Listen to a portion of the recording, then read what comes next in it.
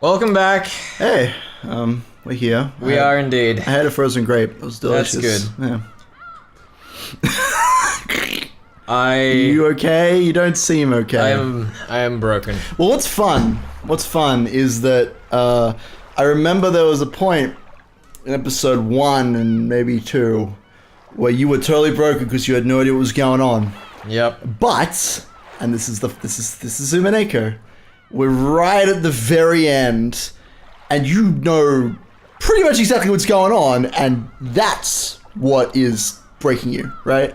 Well, I mean, in a very different manner, yes. I know, but I think it's just very interesting to point that out. Like, the thing that broke me in episode 1 and 2 is that I didn't know how to think, because I wasn't familiar with the genre, I wasn't familiar with Ryukishi, I wasn't familiar with the characters, I wasn't familiar with, like, the style of things. Yeah, totally. But then at the end of episode 3, when I went ham, did my homework, I looked through a bunch of other stories, I looked back through episodes 1 and 2, and I was like, alright, I see what's going on here. Yeah. You got a grasp of what was going on. You learn how to fight with truth.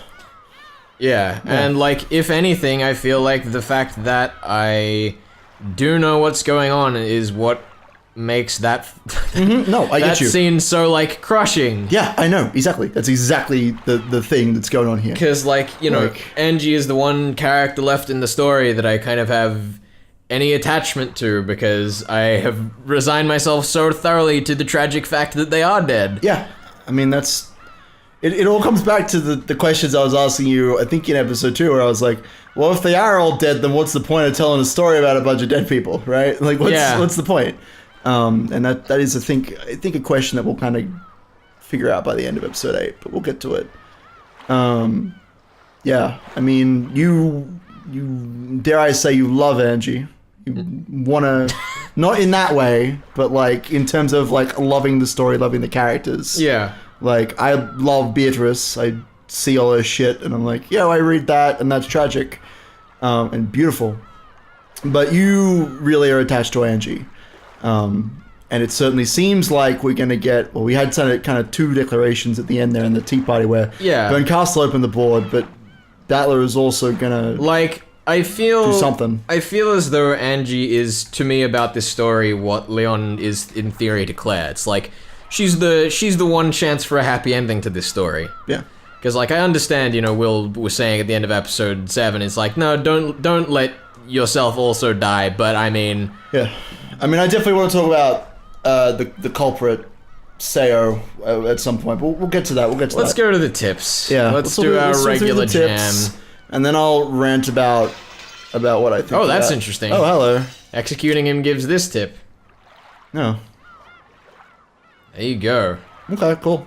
I don't remember if we got this one before, I don't think we read it. Ashiramiya Kinzo, the man who will eventually become the final head of the Ashiramiya family, spent half his life living lethargically as a human puppet. Because of this, his mental age remains young and does not grow. Thanks to the fascination with the West that he has held since he was a young boy, he's very proficient with the English language. And no one else... I'm wondering if there are any other fancy things that you can do in this, because there are definitely some characters that you can resurrect. Like in the previous episodes, like the GS sister that died, 556, RIP, aka Best Girl. But yeah, like, I mean, there wasn't really a detective. It was barely a game board. What we saw in this episode. There wasn't a single mystery to be had. Not really. It was just answers. Well, funnily enough, the whole point was that Will was saying this is a mystery. Even though at the end, then he was like, it's actually fantasy. Which I think is a very interesting point to make, because, like, when you approach Umineko initially and you're like, oh, it's some unreliable narration shit going on, you're like, well, I have to figure out what's happening in these magic scenes, but, like, anything that is not 100% reliable is fantasy, quote-unquote. There's a reason why we call it fantasy instead of just magic scenes, because there are magic scenes that are fantasy, but there are also... you know, human scenes that are also fantasy. Because when we talk about fantasy, we're not just talking about like throwing spears and witches. We're also talking about like, oh hey, there we go. What do you want? You know, like what is your fantasy? And Leon, especially if we're taking the perspective that this is all written, and Leon is like the 1 in 200,517,917, I think, something like that. Chance like, if we're taking the perspective that there is one world, then Leon can't be a thing, but is rather a character like the rest of the characters, you know, like the Six of Purgatory who are based off the Maids, and the Renovator is based off Genji. Leon is like a truly idealized version of Seo. Of how things could have been. Absolutely. But as we saw with Claire getting her guts ripped open, even the culprit writing that story doesn't really believe that it can be a thing. Yeah. Like, I know you said it was ink, but to me, that scene also kind of symbolizes how, like, there's a really beautiful pair of images, and I hope we can flash them up on screen if I can find them. But there's one with Beatrice drawing the one-winged eagle in like golden like butterfly sparkle, and then there's like Shannon with Cannon's hair basically drawing the one-winged eagle in blood. And I feel like that kind of relates to how we see Claire, because Claire is always just like this perfect being that's supposed to like hide all the problems that this person's having, but even on the inside, like, Claire is a construct made by the culprit, and even on the inside of Claire is just this black, disgusting mess. You know, like, we saw that flash of red, which was Kinzo instigating the massacre in the military base, and then like the actual reaction, at least what Byrne is showing us, is the actual reaction to Kinzo's plea to like call me father. And when we saw it in the book that Claire tells, remember she's representing the culprit, she's like, oh sure, and then he passed away peacefully, and then it was Kraus and Natsu who fucked it up. But like in that red scene, she's like, no, screw that. I'm not calling you father. My body is nothing. And that's something that I want to talk about. What do you think is going on with the furniture stuff? I think you can take a wild guess, and I want you to be the one that like talks about this a little bit. What's going on with furniture? I mean, I don't know why you're asking at this point. I don't know if I have anything to add other than what was revealed, that it's like the feeling that they are subhuman, they're being used as a tool for other people rather than being a person themselves. I have a question for you. Why is it that Shannon is always listening to George talk about how they have kids and a family and a garden? Why is that a thing? Why is that a thing that she just kind of calmly listens to instead of jumping on? Or they, I should say. I feel like because Shannon's like part of the idealized personalities of the culprit, that like, you know, there is a part of the culprit that does just want to move on in their life and have the happy existence. Sure. And then there's also the other side of it where like it could also be the reminder that, you know, maybe they think they never could have this thing, so they're... Why not? Like, because of their own twisted ideals and plans. Is that it? Is that where this all stems from? I mean, I don't know. I'm poking you on something that I'm wondering if you'd think of this. And of course, there's no 100% truth, but Beatrice, as the element of love, claims that she cannot love. Now, Shannon never has any sex with George. It's just not a thing. Yeah. George is always talking about having this big family with kids, and Shannon is just standing there in silence. Yeah. Now, in that red scene, the culprit said that they have a body that is unable to love because of the crash. Not the crash, rather the fall off the cliff. Yeah. It is speculated, obviously not 100% certain, but a heavy implication of this, and this also explains why they have multiple gendered characters that they play, that this ambiguously gendered character had some genital mutilation. Yeah.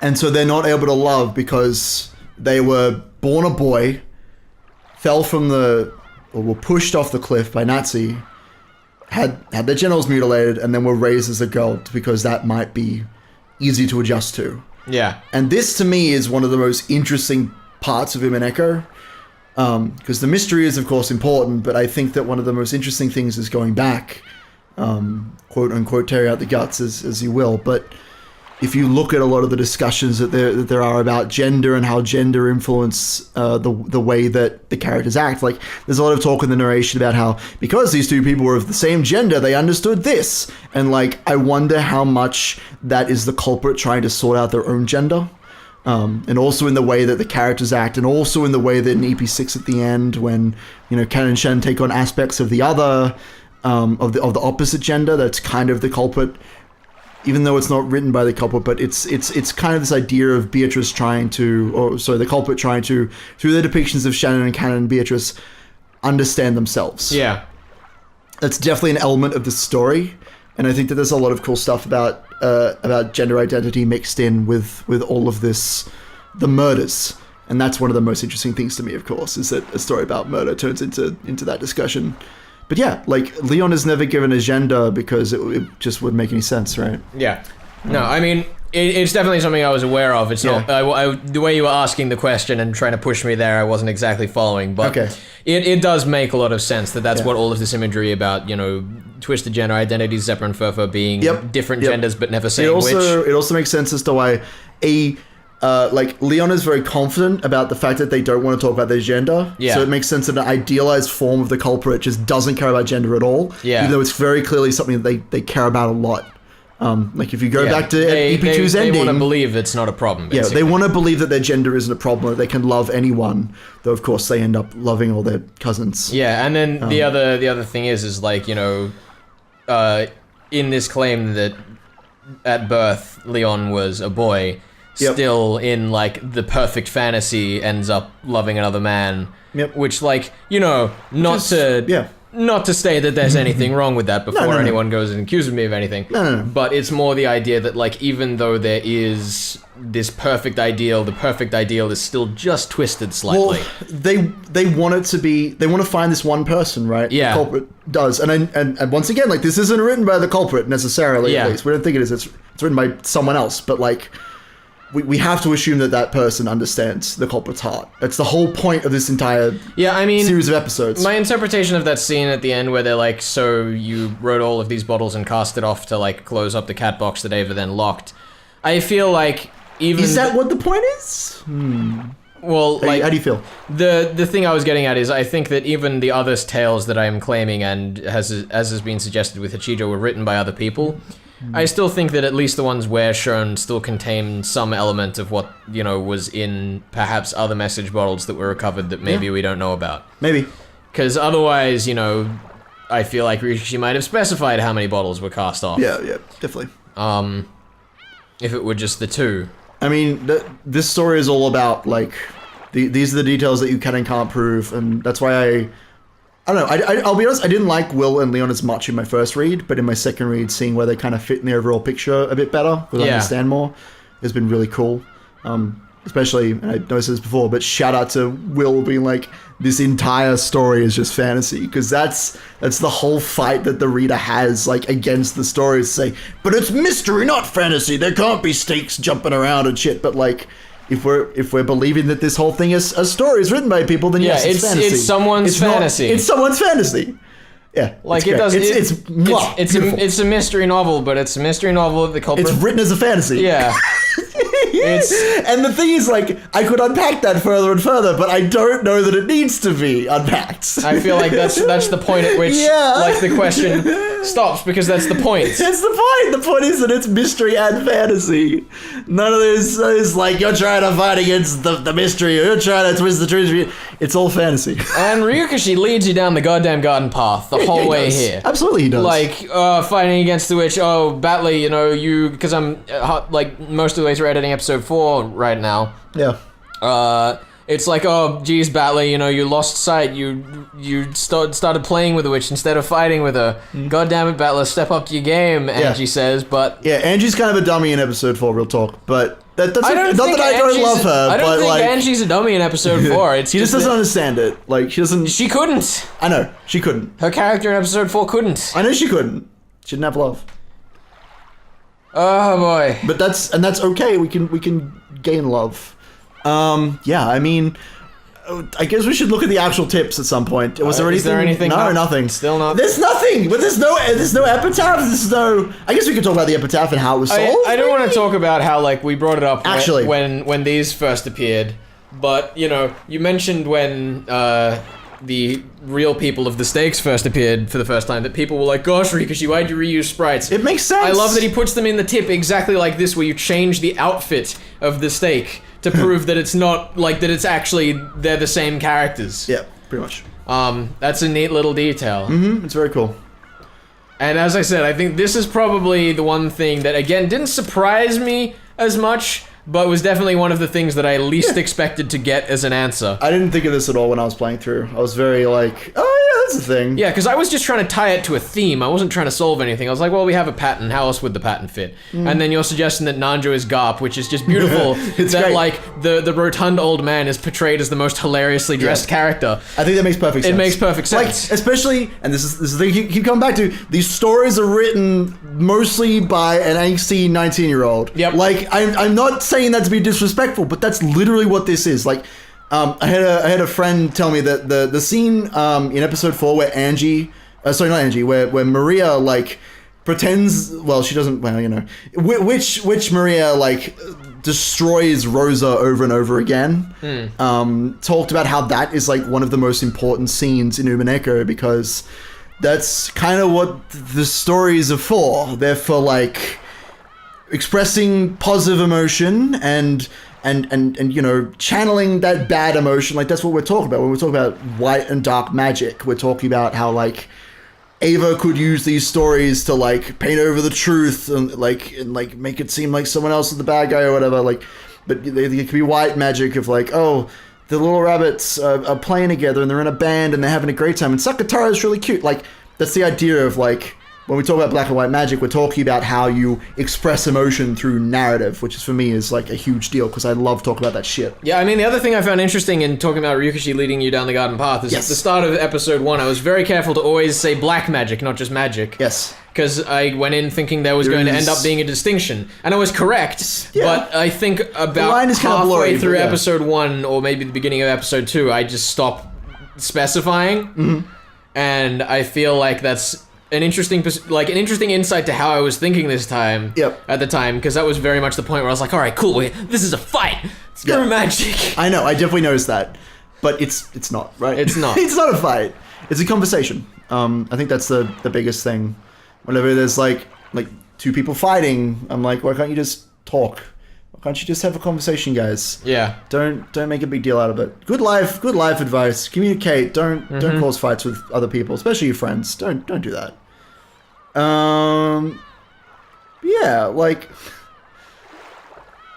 I don't know. I'm just trying to think of where I want to go from here in terms of talking about episode 7. We like most of the truth has been laid bare in one form or another. Whether or not you choose to like 100% agree with it is another question, but that's also part of the themes of the novel.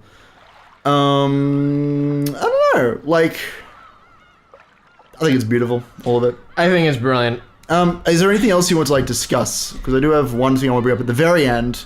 But other than that, is there anything else you want to like bring it up, my dude? Is this the last thing that we're gonna do before we close the episode? I don't know. Okay, well then I want to save it because it requires me getting up. Okay. So I think I'm trying to remember what we discussed at the end of the main episode because I know we had a big stop and discussion we definitely did about it. I don't remember. But like, there's a lot to unpack, even though it's kind of already unpacked. Oh, actually, there is one thing I can talk about. Tell me. So. One thing that I was definitely on board with by the end of episode 5, if not 6, if not 4, actually. Yeah. Bern and Lambda talk a lot about these theater-going witches and how much they just really want to see that blood, you know? Those spectators of this fine tale who want to see Bern and Lambda, you know, make these stories for them. Like, Ryukishi really goes out of his way to comment on people that enjoy his mystery novels, right? Like, what's interesting though, of course, is that even though he says through Bern, he's like, well, really what the audience wants is for everyone to, like, you know, die tragically. He kind of does, right? Yeah. That's kind of what happens. He's like, yo, audience, you meanies. You want to see a tragic ending? Well, here it is. And then he just sends it to us. He sends it our way with his horde of cats. He's very critical of his audience, which I think a lot of people don't like, but I think is very interesting. Yeah, I mean, this entire story is all about trust and like a commentary on that. We were talking about this in the episode 6 podcast, how like Hachijo is very much used as like, hey audience, why don't you try reading it this way? Yep. And he quotes his audience in not subtle ways. Yeah, Seraph was saying he didn't like that. I like it. I don't know. I like the fact that Ryukishi is like giving himself a voice. Yeah, as Sarah I like said, how open it is. He understands it, and even though we feel this way, doesn't mean that that he does as well. Yeah. But like, I think there is a certain point where like, you know, if you were to go to school, and a teacher was to say to you, try learn the material this way, and it was a helpful way to learn the material. And then you came home and complained to your parents about how the teacher was being mean and trying to force you into certain things. It's like... You just gotta have love. You just gotta trust. Yeah. Like we all know that, like, Featherin is not exactly Ryukishi. Like, he is giving us the message of, try your best, that's what matters, in a snarky way. But, like... I don't know, he couldn't just put him... Like, if he literally put himself in the novel, that would be too pretentious. I wouldn't be mad. You wouldn't? I wouldn't be mad. If Ryukishi just, walks out... He's earned it at this point. No, Ryukishi, don't do that. If you're listening right now, what if you heard this? But yeah, like, I understand that there is a certain scope where it's like, why can't I just read the story the way that I want? It's because... It's a very meta story. Ryukishi, it's not so much I feel about Ryukishi telling you, like, you're doing it wrong if you're reading the story this way. He's more trying to say, like, this is the kind of... reader that I wrote it for. Yeah. If you try to be that reader, you'll get more out of it. Yeah. And like, I think that's a fine way to do things. Especially if we're talking about this as a game, like, if you went into a first-person shooter and you said, I'm not going to shoot anyone, like, some people might find that fun, but that's not how the game is designed, right? Just as a totally random example. And if you approach this story that is a mystery or a fantasy mystery, question mark, like, and you don't try and solve it, if you don't try and be a detective, then you're not playing the game the way that it is designed. Yeah. Which is a fine, like, that's a thing. I can't say for sure because I haven't done it, and I never will get the chance again now. Oh. But I feel like if I had gone through the story the first time and just read, I wouldn't have gotten as much out of it as I have now. No, not at all. I don't think so. I mean, I think that for me personally, like, this experience going through with you, I don't know if it's been higher, but it's definitely, like, on par with my first read through. Just because, like, the shock value of seeing things for the first time is incredible. I'm sure you know that. But like, if I could have done this with someone or had someone to, like, push me to go the extra mile, I think that would have been pretty great.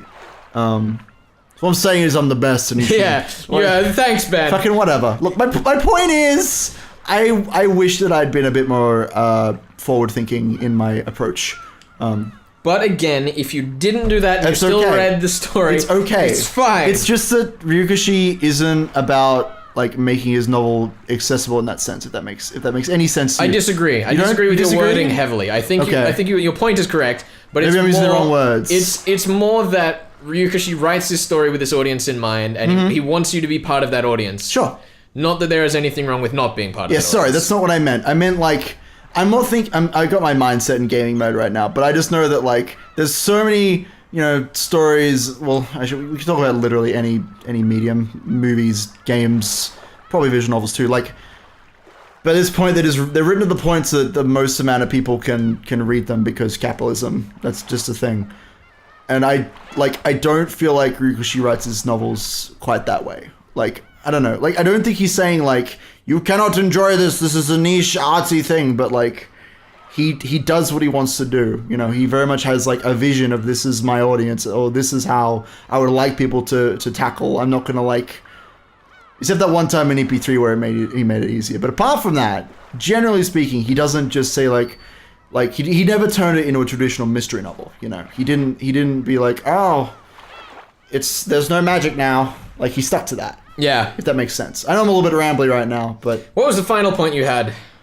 Don't tell me you've forgotten it. No, I haven't forgotten it. It's sitting in... It's in my bag. I don't think I have anything more. Okay. So this is the final thing then?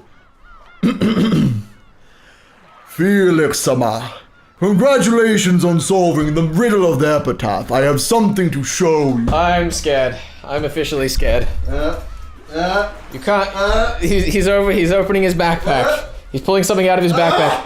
I have a bar of gold. Oh, he does have a bar of gold. Genuine real gold. You could even say it's ancient gold. It's old gold. It is old gold. Felix-sama, humbly accept this gift. There we go.